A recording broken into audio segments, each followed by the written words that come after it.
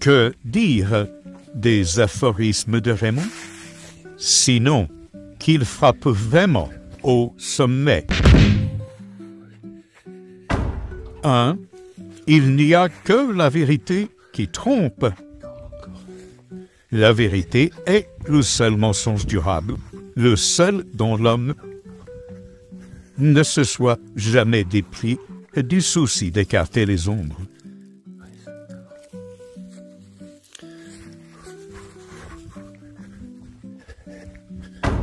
Deux, intelligence. Ceux qui en ont trouvent qu'ils en manquent. Et qui donc serait assez bête pour se croire intelligent? J'emmènerai le Kubo. Prochaine fois. Là, c'est 10 bornes. Ça descend d'abord, évidemment. Après, la côte, c'est dur. Tiens, tu as un coudrier dans ton pré. Bon, qui c'est qui vient courir avec moi? Merci, non. Je me contente des citations du grand Raymond Broudier. 3. Faut-il que la pensée soit peu de choses, que l'homme en soit capable? Et j'ajoute 4. Comment la pensée peut-elle s'arrêter à quelque affirmation que ce soit sans s'étrangler? Nous voici au bout de 20 minutes de jogging, arrivés dans la plaine, et au numéro 5. Il est dans la nature des choses qu'il y est dans la nature des choses. On les voit pas souvent, ceux-là. 6. On accuse toujours la fleur d'être sans parfum. On n'accuse jamais la faiblesse de son nez.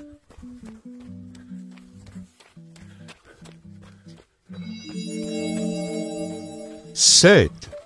Attention les croyants, si Dieu n'existait pas, nul ne s'en rendrait compte. Qu'est-ce qu'il fabrique lui?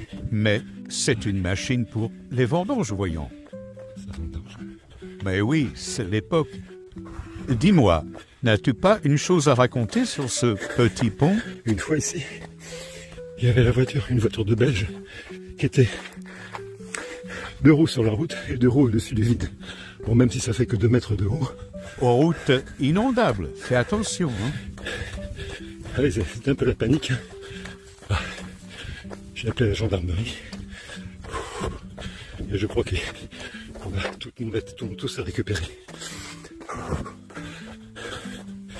Là, on arrive à un joli coin pour la baignade. Mais tu sais ce qui se passe par ici vers le 20 septembre? Il n'y a pas de nageur qui pourrait résister à ça. Même pas les grands arbres. Et même pas ce pont, régulièrement emporté par les crues. Bon, mais pour ceux qui connaissent, faut pas le répéter. Le coin de baignade, le meilleur, il est plus loin là-bas. Et on peut sauter des rochers, tout ça. Tu ne devrais peut-être pas trop t'attarder par ici. La fin septembre approche. Bon, non, c'est pas la côte. Il y a encore 2 kilomètres sur le plat et après la côte, 5 kilomètres. Allez. J'ai l'impression que tu cherches un peu à détourner la conversation. Je coupe le son.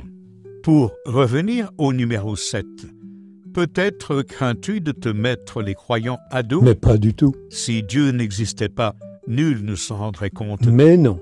Raymond Broudier me l'a dit souvent. Le fait que Dieu n'existe pas est vraiment la dernière raison au monde pour ne pas y croire. Parce que lui se soucie peu d'exister ou non. Ce sont les hommes qui s'inquiètent de ça. D'accord. Eh bien, j'en viens au point 8 et 9. 8. Il n'y a de parole qu'humaine. 9. Si Dieu pouvait parler, il ne nous dirait rien. Dans 500 mètres, début de la remontée, on traverse un village, ça fait un peu de plat, il y a 2 km, et après il reste 3 km. Après monter, et après on redescend au hameau. Mais, voilà. Mais, tu feins l'indifférence? Tu t'occupes des châtaigniers?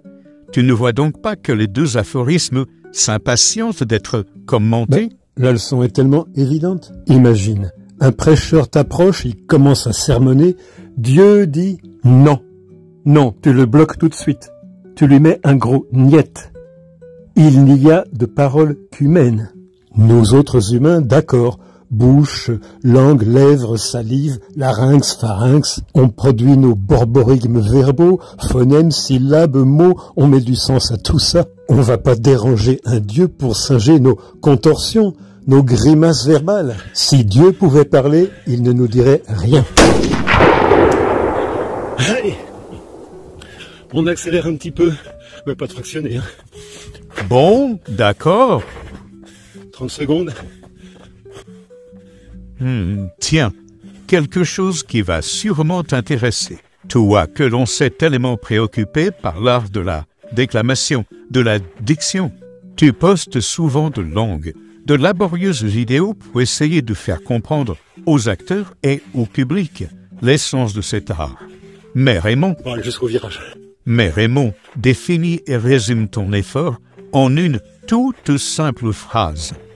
Il a écouté une pièce de Jean Racine récemment diffusée à la radio. Et on reprend le rythme.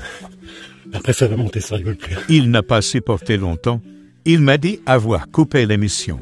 Et quand je lui ai demandé pourquoi, il m'a répondu « On entendait les mots. On n'entendait pas le bruit des mots. » Wow, excellent. Il a tout dit en creux. Bien mieux que moi. Et voilà. C'est là que ça commence à devenir hard. Oui, Raymond est très fort. Allez, courage. Ne dit-il pas encore « La différence entre moi et les autres, c'est que moi, je suis comme tout le monde. » Oui, j'adore.